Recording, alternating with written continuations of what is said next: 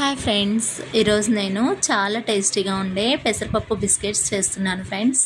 మరి ఎలా చేయాలో చూసేద్దాం. ఈ బిస్కెట్స్ అయితే చాలా యమ్మీగా ఉంటాయి. ముందుగా పెసరపప్పుని ఒక 1 అవర్ ముందు నానబెట్టుకోవాలి. నానబెట్టి ఈ పెసరపప్పుని మిక్సీ పట్టుకోవాలండి. పిండి రుబ్బుకోవాలి. రుబ్బుకున్న పిండిలో మనము నెయ్యిలో షుగర్ వేసి మిక్సీ పట్టుకోవాలండి. అది కూడా వేసుకోవాలి. ఫైనల్గా మైదాని జల్లెడ పట్టుకోవాలండి. మైదాలో కొంచెం బేకింగ్ పౌడర్, కొంచెం బేకింగ్ సోడా వేసుకొని జల్లెడ పట్టుకోవాలి. జల్లెడ పట్టుకొని దీన్ని పిండిలాగా, చపాతీ పిండిలాగా ముద్ద తడిపి పెట్టేసుకోవాలి.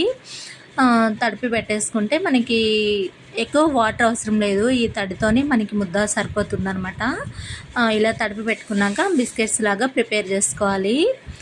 మనం ప్రిపేర్ చేసుకున్నటువంటి బిస్కెట్స్ని ఒక ప్యాన్ పెట్టుకోవాలండి. స్టవ్ మీద ప్యాన్ పెట్టుకొని ఒక ప్లేట్లో బటర్ పేపర్ వేసుకొని ఈ బిస్కెట్స్, మనం ప్రిపేర్ చేసుకున్న బిస్కెట్స్ అన్నీ అరేంజ్ చేసుకొని ప్యాన్ మీద పెట్టేసుకోవాలి. ప్లేట్తో పాటు పెట్టుకొని మూత పెట్టుకొని ఒక 20 మినిట్స్ అలా బేక్ చేసుకోవాలి. బేక్ చేసుకొని మనం 20 మినిట్స్ తర్వాత చూస్తే మనకి బిస్కెట్స్ రెడీ అవుతాయి ఫ్రెండ్స్. మరి ఈ బిస్కెట్స్ చాలా టేస్టీగా ఉంటాయి. పిల్లలైతే ఇంకా చాలా ఇష్టంగా తింటారు. ఓకే ఫ్రెండ్స్, వీడియో నచ్చితే లైక్ చేయండి, సబ్స్క్రైబ్ చేయండి.